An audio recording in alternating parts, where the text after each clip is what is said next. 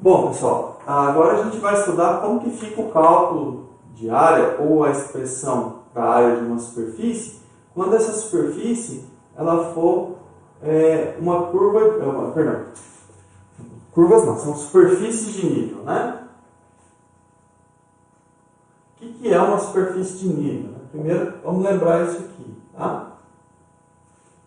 Bom, quando a gente tem, né, uma função f aqui de 3 variáveis, vou colocar aqui de R3 em R, ou de um subconjunto de R3 em R, uma superfície de nível é o conjunto, né? Pegar os pontos aqui x, y, z, pertencente a R3, tal que f grande, né, de x, y, z é constante. Então, para cada constante c, a gente tem uma superfície de nível. Essa superfície é o conjunto desses pontos, tá? Isso que é uma superfície de nível. Então, se a superfície é uma superfície de nível, tá? Então, como estabelecer a área de uma superfície de nível limitado. Tá?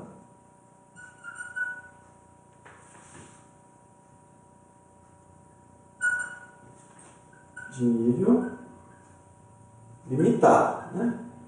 Bom, ela vai ser limitada desde que o conjunto, eu pego um subconjunto aqui limitado, que vai implicar que ela é limitada. Tá? Bom, então, basicamente, eu sei isso, né? Que a f de x, y, z igual a c define uma superfície. Tá? Como que eu calculo essa área? Bom, a primeira coisa que a gente tem que saber é que quando uma dessas variáveis é definida implicitamente em função das outras duas. Quando que eu posso garantir isso? Tá? Então, primeira coisa, quando podemos dizer que uma das variáveis pode ser definida implicitamente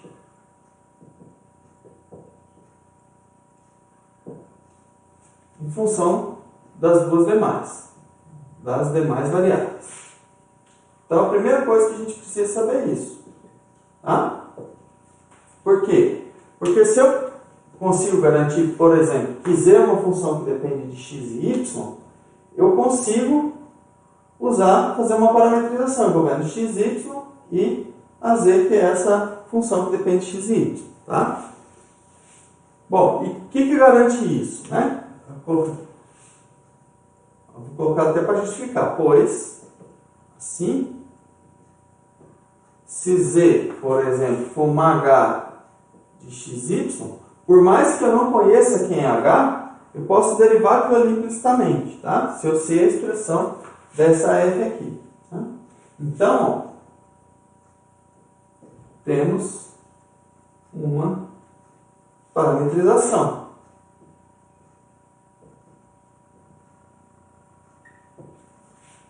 Né?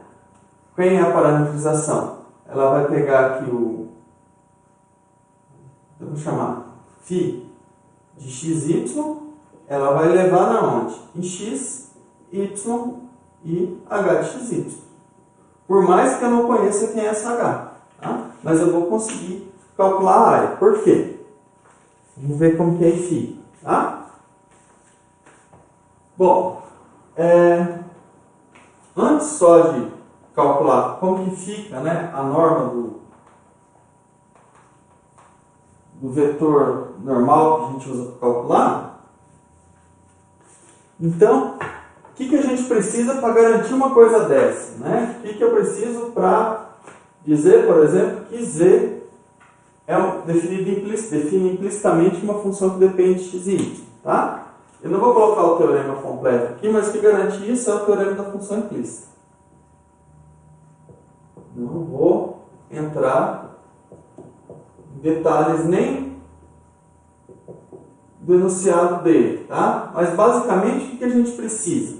Bom, eu preciso lá ter a f, né, de x, y, z igual a c, né? Ou seja, está numa superfície de nível. Bom, a f grande aqui possui derivadas parciais contínuas.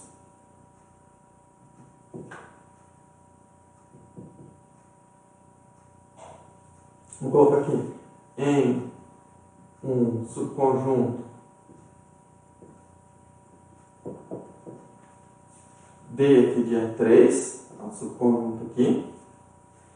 Bom, aí o que vai acontecer? Se a derivada parcial da f em relação a z for em x, y, z for diferente de zero para todo x, y, z em D, então z pode ser escrita, né, implicitamente em função de x e y. Se a derivada parcial da f em relação a y for diferente de zero, claro que em todos os pontos, tá? Em D, aí a gente tem o quê? Que y é definido implicitamente como uma função de x e z. E o último caso, quando a gente tem a derivada parcial em relação a x, tá? Diferente de zero em todo o conjunto. Se a derivada de f em relação a x for diferente de zero aqui em D, então x é uma função que depende de y, z. Posso escrever ela implicitamente como uma função que depende de y e z. Tá? Bom, por que a gente faz isso, né? Por mais que a gente não consiga identificar quem é a função, a gente vai conseguir calcular, né, quem que é aquela parametrização. Tá? E calculando a parametrização, a gente calcula a norma do produto vetorial e aí pode calcular a área da superfície mesmo sem conhecer quem é H. Então vamos ver como faz isso. Bom, então, ó, vamos trabalhar com esse primeiro caso aqui, tá? Então, suponha que a derivada parcial da f em relação a z em x, y, z é diferente de zero para todo x, y, z em D. Tá? Bom, então a parametrização que eu tinha colocado aqui, né? Vou só chamar de R, R de xy, ela é igual a quê? Xy, H de xy. Então, o que acontece? Eu sei que existe uma função H, né? Que depende de x e y, né? Z pode ser escrito como uma função H que depende de x e y, embora eu não consiga calcular o H. Claro que tem casos que eu consigo, né? Mas em geral não. Bom, aí o que eu faço?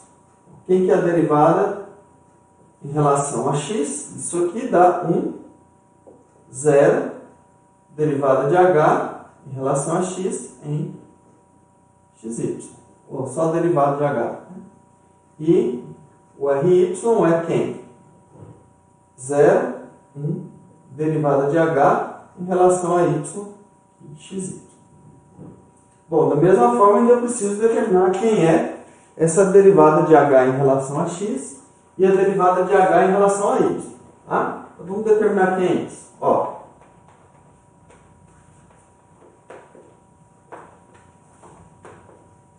Como que eu calculo a derivada de h em relação a x? Né? Ó. Lembrando que a gente está numa superfície de nível, né? Tá? Isso aqui, f de x, y, z igual a c. Essa função aqui, f grande, ela é conhecida. Então, bom, vou derivar isso aqui em relação a x, tá?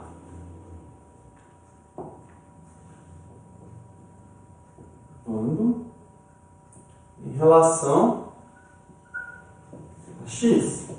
Então, usando a regra da cadeia, a derivada da f em relação a x vezes o quê?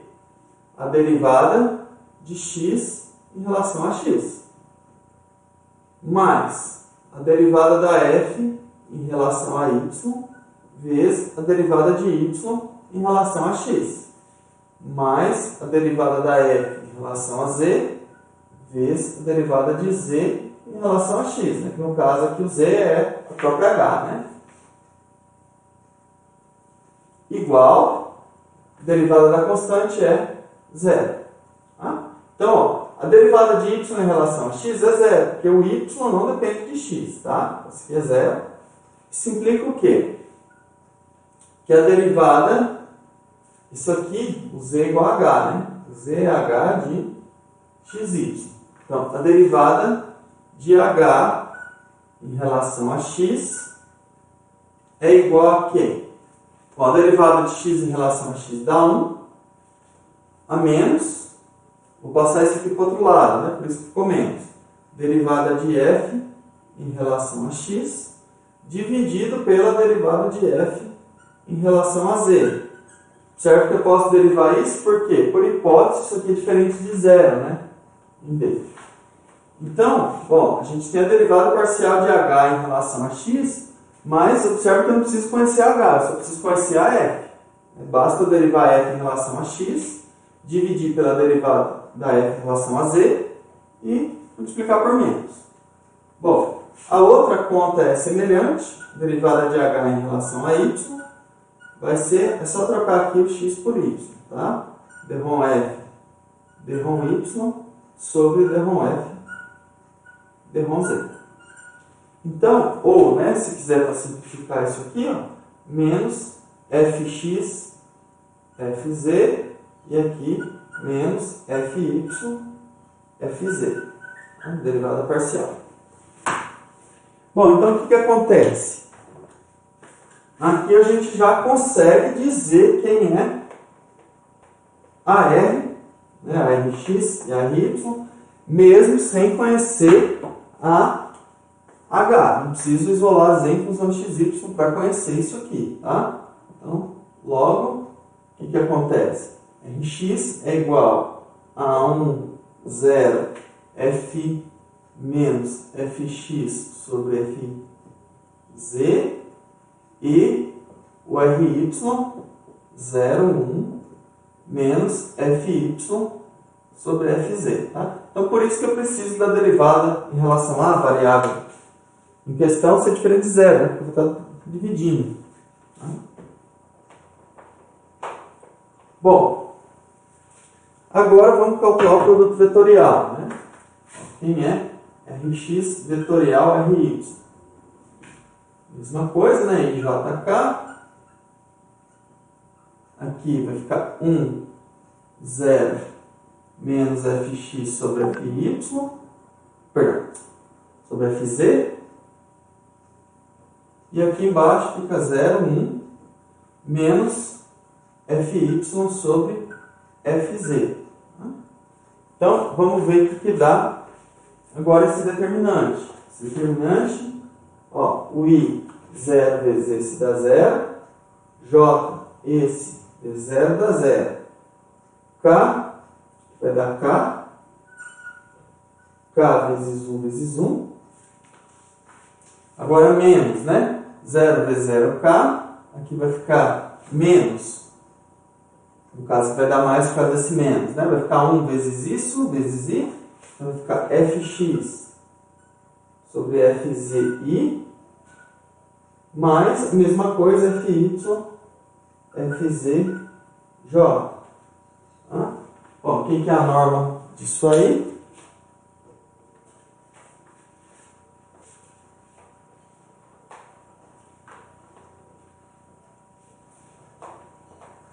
Então aqui no fundo é quando você tem que a superfície, né?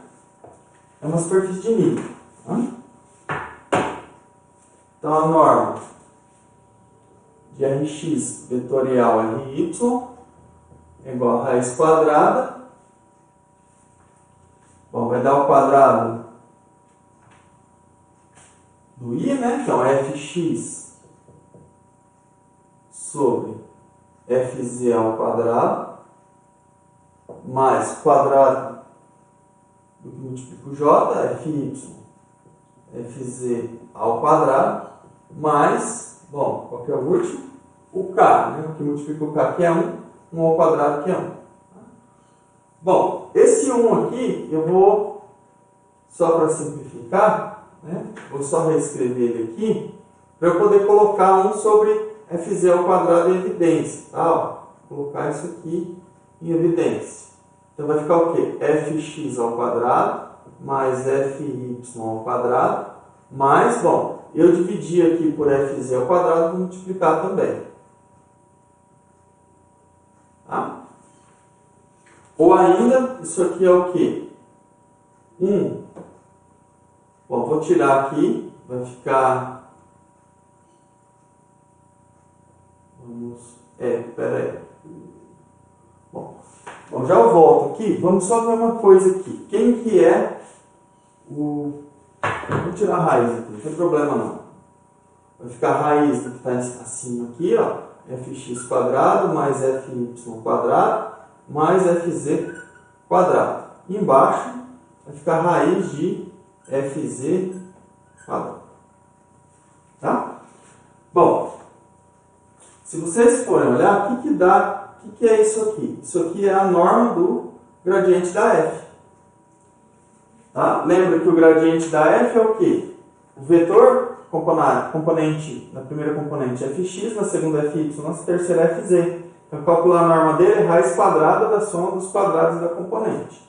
E esse aqui, embaixo, é o quê? É a gente pegar o gradiente da f escalar o vetor k, que dá o fz, né? E calcular a norma, o módulo dele, né? Aqui é a norma, embaixo é o módulo, né? Que é um número. Então, se quiser, eu posso colocar a norma aqui com duas barrinhas para diferenciar. E embaixo é o módulo. Por quê? O que dá o gradiente da f escalar vetor k? É o fx, fy, fz, produto escalar com 0, 0, 1. Vai dar só o fz. Tá? E aí, bom, o que aparece aqui não é fz. É raiz quadrada de fz ao quadrado, que dá a norma, dá o módulo, né, do fz. Isso aqui é módulo de fz. Tá? Por isso que eu peguei o módulo aqui. Se quiser, eu posso fazer mais um passo aqui, ó, para ficar mais claro. Isso aqui, a de cima, tudo bem, né? Norma do gradiente da f. Embaixo aqui, o módulo de fz, que vai dar isso aqui. Ah, mas por que eu não considero fz em vez de só fz e eu estou colocando dessa forma? Porque o que a gente fez aqui foi só para a variável z, né? O que a gente pode fazer também para qualquer outra variável, tá? Então, ó, mais geral, então vamos colocar aqui, ó. Se o fz for diferente de zero, a gente vai chegar nesse aí. Então, norma de fx vetorial, ou melhor, né? Vamos colocar já integral, para ficar melhor. Então, a área de S vai ser integral dupla aqui sobre, deixa eu ver como que eu escrevi aqui, sobre R da norma do gradiente da f dA sobre módulo do gradiente produto escalar vetor k. Módulo. Se a fy for diferente de zero, vou colocar aqui em D, em R, né? Ah, tá, que eu tinha chamado de D lá, né? Então aqui em D. Tá? Em D. Então a A de S vai mudar aqui embaixo só. Vai ficar a norma do gradiente da f dA sobre módulo do gradiente da f produto escalar vetor J. E se a fx for diferente de zero em D, eu posso calcular a área de S como sendo a integral dupla aqui sobre D, norma do gradiente da f, embaixo o módulo do gradiente da f escalar I. Então, na verdade, eu posso usar qualquer uma das três. Claro que se eu tivesse a condição satisfeita, né? E aí, então, de um modo geral,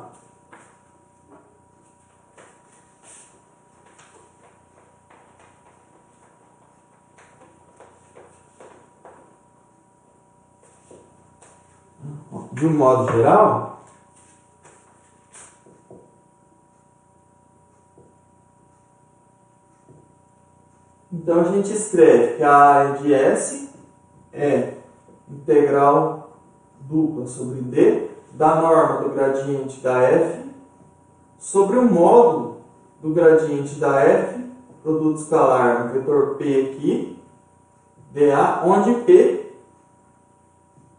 é igual a I, J ou K.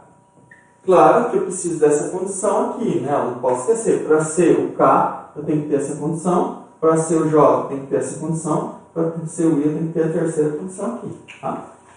Então, bom, a gente calcula a área dessa forma. Observa que a gente sabe que a superfície é uma superfície de nível, mas a gente não tem a expressão dela, né? Não tem quem é a H, digamos assim, né? Se eu quiser uma função de xy, eu não preciso encontrar ela. Isso aqui só vai envolver o quê? O gradiente da função que define a superfície de nível. Tá? Vamos ver um exemplo aqui. Ó, esse exemplo aqui a gente vai fazer então dessa forma, como superfície de nível, e depois a gente vai usar como gráfico de função também. Tá? Então, ó, determine a área acima, a área do paraboloide,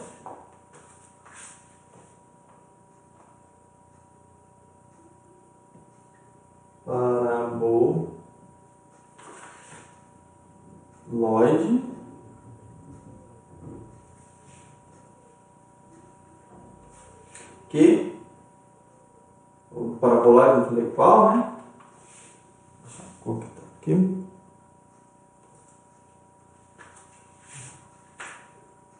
Z igual a x quadrado mais y quadrado.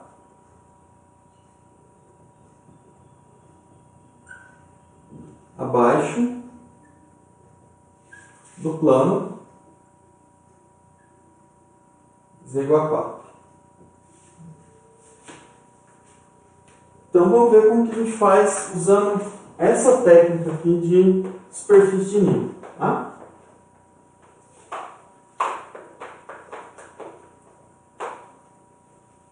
Bom,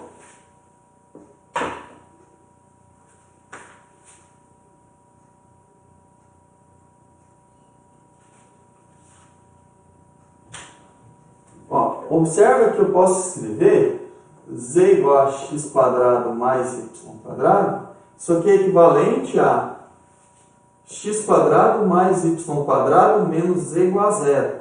Tá? Então, considerando a f de x, y, z igual a x quadrado mais y quadrado menos z, z igual a x quadrado mais y quadrado, sei somente c, f de x, y, z igual a zero. Ou seja, é uma superfície de nível. Tá? Bom, agora o que eu quero? Né? Eu quero a área abaixo, né? Perdão, a área do paraboloide que está abaixo do plano z igual a 4. Né? Então, a gente vai ter que encontrar agora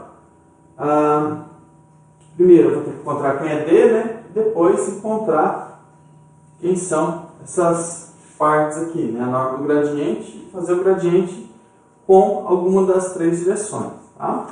Então, ó, bom, vamos primeiro verificar em função de quem que a gente pode escrever, né? Ó, então, quem é fx? XYZ.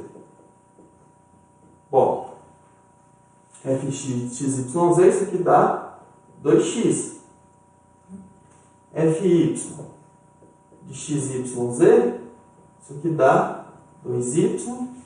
E a fz de xyz, isso aqui dá o quê? Dá menos 1.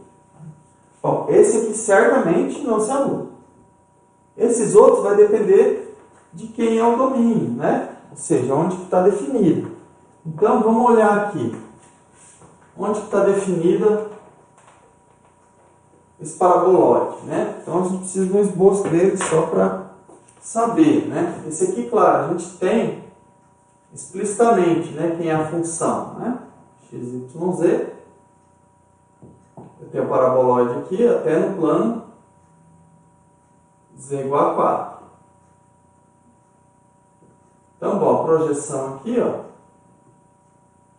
Isso aqui vai dar o quê? Bom, quando eu ponho z igual a 4, o x e o y é a circunferência de raio 2, né? Então, aqui, ó. Aqui está errado, né? O desenho está errado aqui. A gente está no lugar errado, né?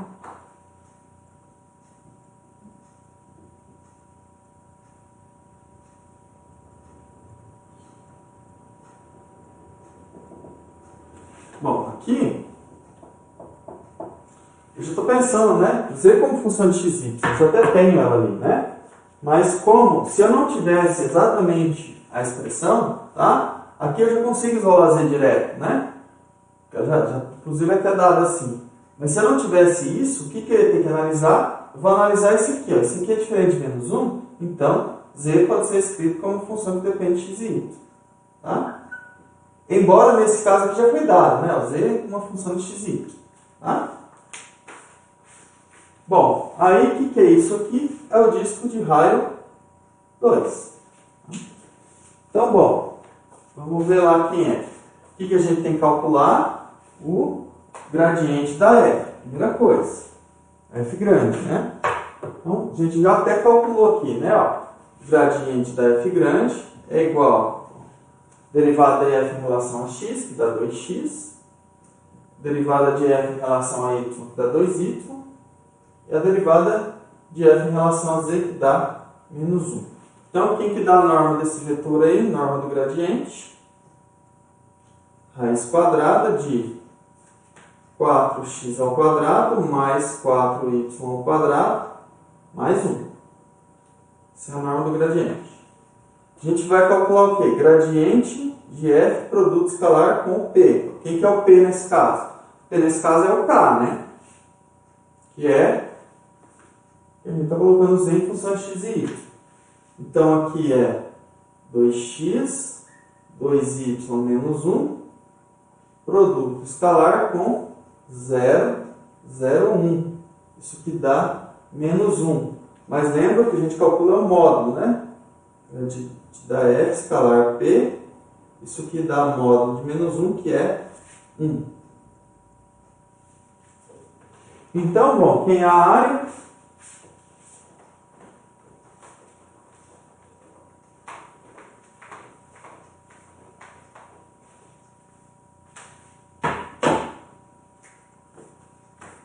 A área é... Então, vou parametrizar aqui. Antes de eu vou colocar o D de disco, por quê? Porque aqui está na variável x, né? Então, depois a gente faz uma das variáveis para calcular a integral dupla. Mas, por enquanto, vamos trabalhar nessa aqui. Então, aqui em cima dá o quê? Raiz de 4x² mais 4y² mais 1dA. Dividido por 1. Então, é a norma do gradiente dividido pelo módulo desse produto escalar. Tá? Bom, o que dá isso aqui? Agora sim, eu vou passar as coordenadas polares. Então, lembrando que fazer a mudança de coordenadas. Eu estou chamando o quê? X de R cosseno θ, o Y de R seno θ. Então, como eu estou com um disco de raio 2, né, completo, o θ varia de 0 a 2π, o r varia de 0 até 2. Bom, não posso esquecer que estou passando para rθ, então vou ter que transformar tudo isso aqui. Lembrando que, estou colocando aqui do lado, x² mais y² é r². Então aqui a gente vai ter o quê? 4r² mais 1. Como eu estou fazendo a mudança de variável, aqui está em coordenadas quadrangulares, eu estou passando para coordenadas polares, parece o jacobiano. R dr dθ. Então não posso esquecer do jacobiano. Por quê? Eu não parametro. Isso aqui, né, não está dado na parametrização RT. Está em x e y. Tá? O gradiente tudo calculado em x e y. Então eu escrevi a fórmula, coloquei a integral que eu quero calcular agora sim. Como que eu calculo essa integral dupla? Usando uma substituição por coordenadas polares. Tá? Bom, o que vai dar isso aqui? Então se eu chamo agora, né, fazer uma substituição aqui, ó, pensar aqui do lado, se eu chamo u de 4r² mais 1, du é 8rdr, né? Então vou colocar já um oitavo, né? Aí ele vai ficar a raiz de u elevado a meio. Então vamos colocar já um oitavo aqui fora para realizar a integral. Tá? Integral de 0 a 2π. Então, ficou o quê? Ficou raiz de u du, né? Por quê? O 8 que eu passei dividindo aqui, então vai estar multiplicando r, 8rdr, é o du, e o que está aqui dentro é u. Então, é u elevado a meio, né? Então, vai ficar u elevado a 3 meios, 4r² mais 1 elevado a 3 meios, dividido por 3 meios, dθ, aqui varia de 0 a 2, né? Bom, isso aqui dá o quê? Ó, o que sobrou aqui não depende de θ, né? Isso aqui só depende, vai ser um número. Então, eu já vou integrar de 0 a 2π o dθ, vai dar o quê? 2π, né? Então, vai ficar 2π sobre 8 vezes. Isso aqui aplicado em 2, perdão. Já vamos inverter aqui esse aqui também, ó. Né? O 3 meios está dividindo, né? Então, a fração principal está aqui, eu mantenho essa, inverto essa. Então, vai ficar 2/3 aqui. Agora, vamos avaliar em 2 menos avaliado em 0. Né? Então, em 2, vai ficar o quê?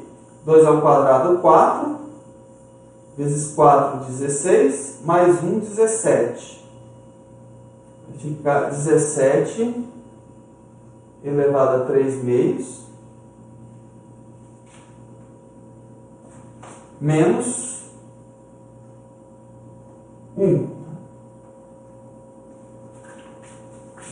17 elevado a 3 meios menos 1. Isso, né? Bom, o que dá isso aí?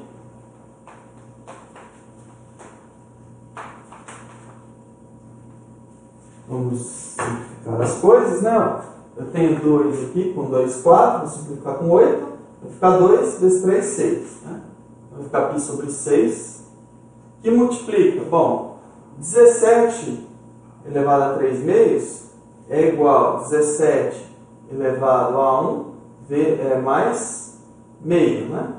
Que é a mesma coisa que 17 elevado a 1 vezes 17 elevado a meio.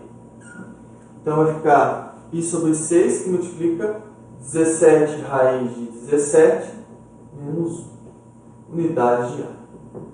Então, a gente usou o fato, né, de poder definir uma superfície de mínimo, né, para calcular a área dessa superfície. Tá?